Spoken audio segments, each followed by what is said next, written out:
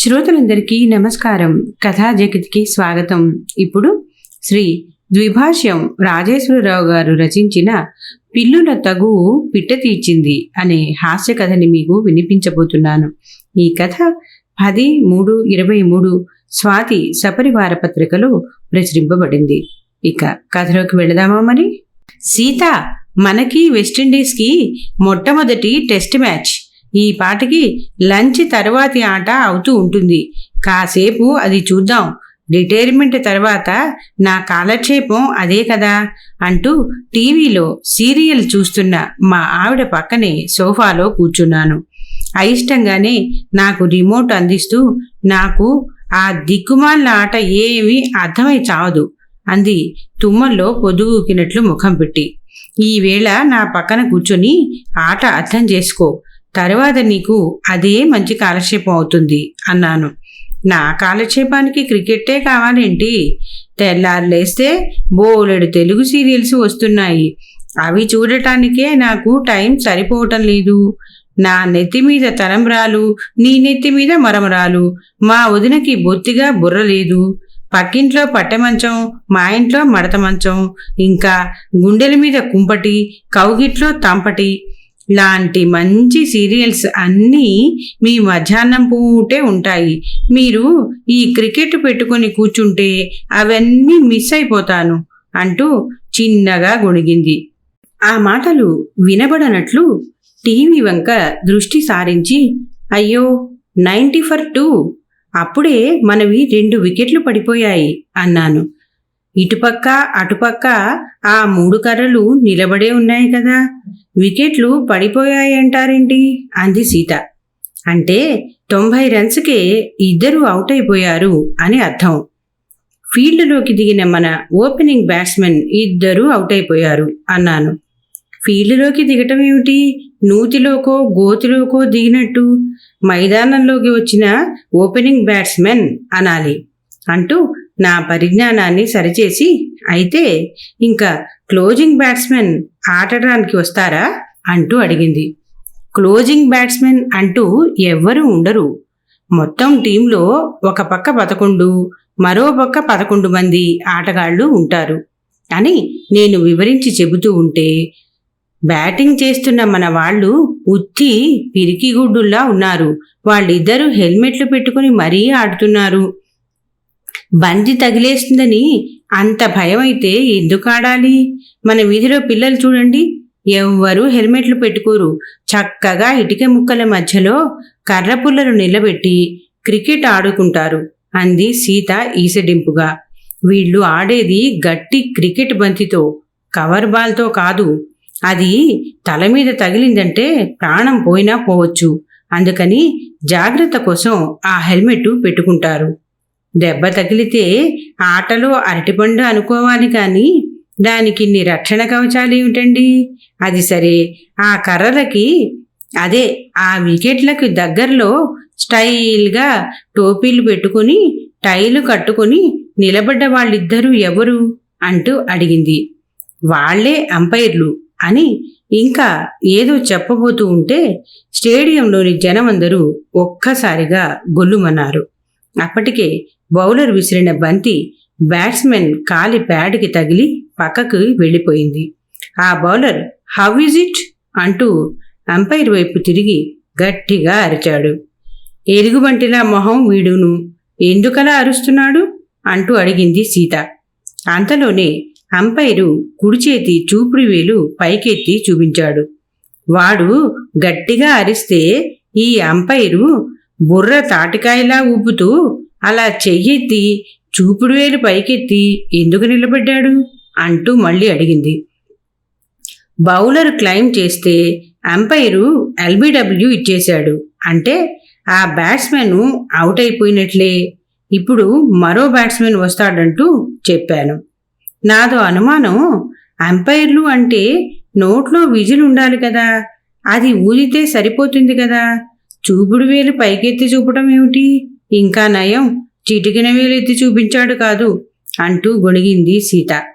ఫుట్బాల్కి హాకీకి whistles ఊదినట్లు ఇక్కడ క్రికెట్లో whistle వాడరు. అంపైరు రకరకాల సిగ్నల్స్ ద్వారా సూచిస్తాడు అన్నాను. అది సరే, మళ్ళీ మధ్యలో ఈ ఎల్బిడబ్ల్యూ ఏమిటి? బంతి ఆ కర్రలకి తగిలి ఆ పైనున్న బుల్లి కర్రలు పడిపోవాలి కదా, అప్పుడే కదా అవుట్ అయినట్లు లెక్క అంటూ సాలోచనగా నా వంక చూసింది సీత.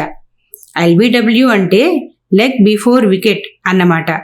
బౌలర్ బంతి విసిరినప్పుడు వికెట్లు ఎదురుగా నిలబడిన బ్యాట్స్మెన్ కాలికి బంతి తగిలింది కదా, అందుకని అలా కాలికి తగిలి పక్కకు వెళ్ళిపోయిన బంతి నేరుగా వెళ్ళి ఉంటే వికెట్లకి తగిలి ఉండేదని ఎంపైర్కి నమ్మకం కలిగితే ఎల్బిడబ్ల్యూ డిక్లేర్ చేస్తాడు అంటూ ఓపికగా సీతకి వివరించి చెప్పాను.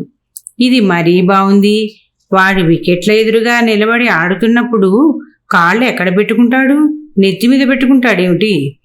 బౌలర్ వేసిన బంతి వాడి కాళ్ళకి తగిలింది కాబట్టి అక్కడ కాలు లేకపోతే కర్రలకి తగిలి ఉండేది కదా అని ఊహించేసుకుని అవుట్ ఇచ్చేయటం ఏమిటో నాకు నచ్చలేదు.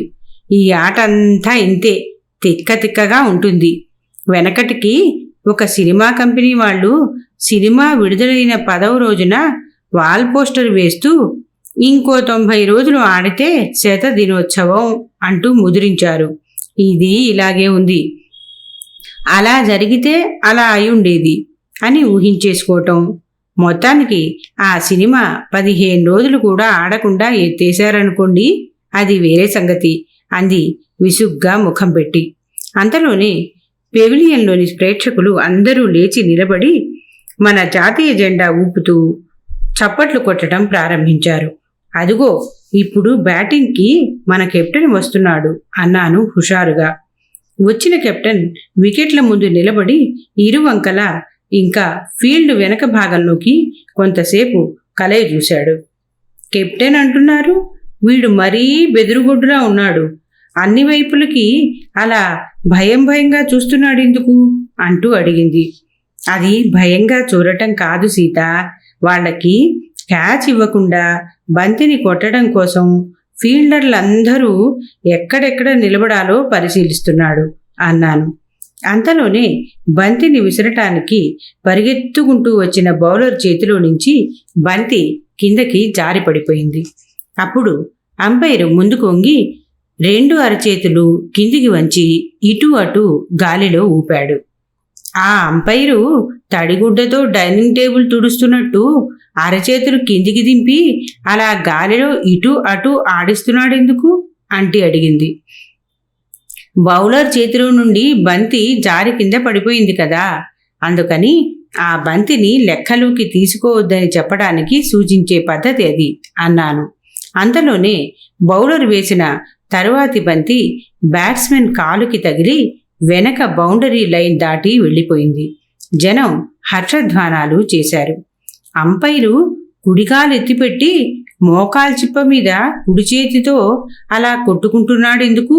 మోకాలు నొప్పులేమో, వాడి మొహం చూస్తే ఆర్థరైటిస్ పేషెంట్లా ఉన్నాడు అంది సీత కాస్త వెటకారంగా ముఖం పెట్టి. అదేం కాదు సీత, బంతి బ్యాట్స్మెన్ కాలికి తగిలి బౌండరీ లైన్ దాటి వెళ్ళిపోయింది కదా, అందుకని అది లెగ్ బై అని సూచిస్తున్నాడు అంపైర్. మనకి 4 రన్లు వచ్చాయి అంటూ వివరించి చెప్పాను. ఇందాక పాపం ఆ కుర్రాడి కాలికి బంతి తగిలితే ఎల్బిడబ్ల్యూ అంటూ అవుట్గా ముద్ర వేసి వెనక్కి పెవిలియన్లోకి పంపించేశారు.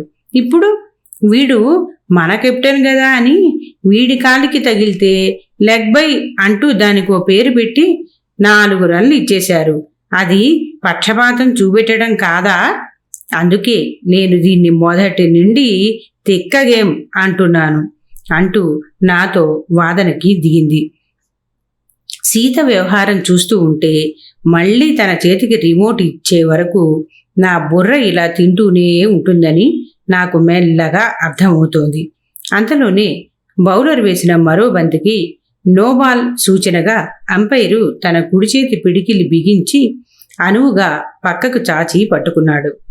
నాకు క్రికెట్ ఆట కంటే ఈ అంపైర్ బాబు చేసే విన్యాసాలే బాగున్నాయి.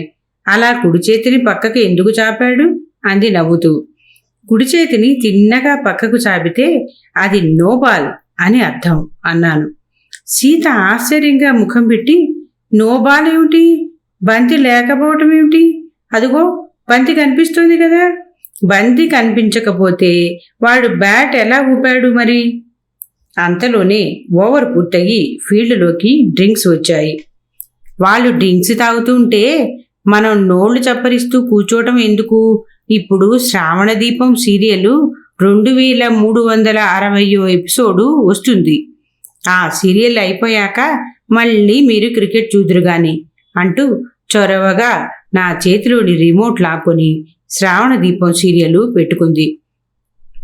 నేను మళ్ళీ రిమోట్ తీసుకుంటానని కాబోలు నాకు అందకుండా దాన్ని తన వెనక దాచేసింది.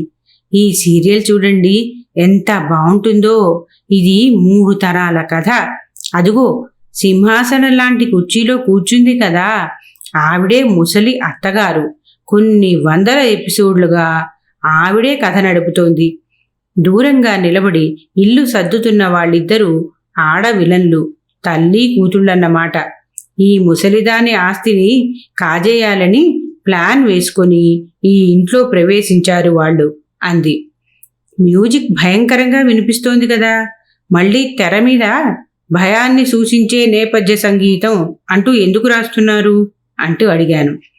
చెవిటి వాళ్ళు కూడా సీరియల్ చూస్తూ ఉంటారు కదా, వాళ్ళకి శబ్దాలు వినబడవు కదా, అందుకని వాళ్లకు కూడా తెలియాలని అలా మధ్య మధ్యలో తెర మీద రాస్తూ ఉంటారు అంది. అంతలోనే హీరో కాబోలు ముసలావిడ దగ్గరకు వచ్చి, మామ వీళ్లతో జాగ్రత్తగా ఉండు, వీళ్ళిద్దరూ తేనె పీల్చిన కత్తులు, గోతి కింద నక్కలు, పయోముఖ విషకుంభాలు అంటూ చెప్పి తర్వాత తన చూపులతోనే వాళ్ళని హెచ్చరించి వెళ్ళిపోయాడు. చూశారా, అదే డైరెక్టర్ గొప్పతనం. సరిగ్గా వీళ్ళిద్దరు వచ్చి ఆ ముసలావిడిని మోసం చేసి ఆస్తి రాయించుకోవాలని వచ్చే వేళకి ఎవరో ఒకరిని తెలివిగా పంపి చక్రం అట్టేస్తూ ఉంటాడు అంది. అంతలోనే ఇందాక వెళ్ళిపోయిన హీరో ఏదో తలనొప్పి మందు పట్టుకొచ్చి ఆ సీసా అందరికీ కనిపించేలా చూపిస్తూ, ఎలాంటి తలనొప్పైనా ఒకసారి రాసుకుంటే మటుమాయం అంటూ చెప్తున్నాడు. ఇదేమిటి సీత, హీరో సడన్ గా వచ్చి తలనొప్పి మందు గురించి చెబుతున్నాడేమిటి? అంటే ఈ సీరియల్ చూస్తూ ఉంటే మనకి తలనొప్పి వస్తుందని వాడు ముందే పసిగట్టాడా అంటూ నవ్వుతూ అడిగాను. లేదండి, ఇందులో హీరోకి బాగా పాపులారిటీ పెరిగిపోయింది, అందుకని తలనొప్పి మందు ప్రకటనలతో పాటు చెప్పుల ప్రకటనల వరకు ఇతనే కనిపిస్తున్నాడు. మీరు చూస్తున్నది సీరియల్లో భాగం కాదు. సీరియల్ మధ్యలో 4-5 సార్లు ఇలా ప్రకటనలు వస్తూ ఉంటాయి అంది. 4-5 సార్లు అనటం చాలా చిన్న మాట, 40 సార్లు వస్తాయి. అరగంటలో సీరియల్ చూసే సమయం కంటే మనం ప్రకటనలు చూసే సమయమే ఎక్కువ ఉంటుందని. అందుకే ఆ రిమోట్ నాకు ఇచ్చేసే, క్రికెట్ చూద్దాం అన్నాను. నేనివ్వను. క్రికెట్లో మాత్రం ప్రతి ఓవర్కి మధ్యలో ప్రకటనలతో వాయించటం లేదా? ఏ ప్రోగ్రాం చూసినా ఈ ప్రకటనలు తప్పవు. అందుకని ఈ సీరియల్ పూర్తయ్యేదాకా మాట్లాడకండి అంటూ నా వంక గుర్రుగా చూసింది. అంతలోనే హఠాత్తుగా టీవీ తెర మీద మోటూ పత్లు సీరియల్ ప్రత్యక్షమైంది. తుళ్ళిపడి వెనక్కు చూశాం. అక్కడ చేతిలో రిమోట్తో మా 10 ఏళ్ల మనవడు అరవింద్ నిలబడి చిన్నగా నవ్వుతున్నాడు. ఇది నింజా కిడ్స్ సబ్స్క్రిప్షన్ ఛానల్. ఇందులో ప్రకటనలు అస్సలు రావుగాక రావు. మాకు ఈవేళ మధ్యాహ్నం 2 పీరియడ్లు మాస్టార్లు సెలవు, అందుకని తొందరగా ఇంటికి పంపేశారు. సాయంకాలం 6 గంటలకి మా ప్రైవేట్ టీచర్ వచ్చే వరకు రిమోట్ నా దగ్గరే ఉంటుంది. మీరు కూడా పోట్లాడుకోకుండా మోటు పత్లు చూడండి, చాలా బాగుంటుంది అంటూ టీవీ ముందుకు మరో కుర్చీ లాక్కొని అందులో సెటిల్ అయిపోయాడు. సీత, నువ్వు గదిలోకి వెళ్ళి లలితా సహస్రనామాలు చదువుకో. నేను వీధి వరండాలోకి వెళ్ళి ఈ వారం స్వాతి చదువుకుంటాను. పిల్లుల తగువు పిట్ట తీర్చింది అంటూ నవ్వుతూ సోఫాలో నుంచి లేచి స్వాతి పుస్తకం పట్టుకుని వీధి వరండా వైపుకి నడిచాను.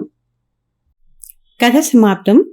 ఈ కథ మీకు నచ్చినట్లయితే లైక్ చేయండి, షేర్ చేయండి, కామెంట్ చేయండి. అలాగే తప్పకుండా సబ్స్క్రైబ్ చేస్తారు కదూ. మరి ఉంటానండి, మీ భాగవతుల పద్మ.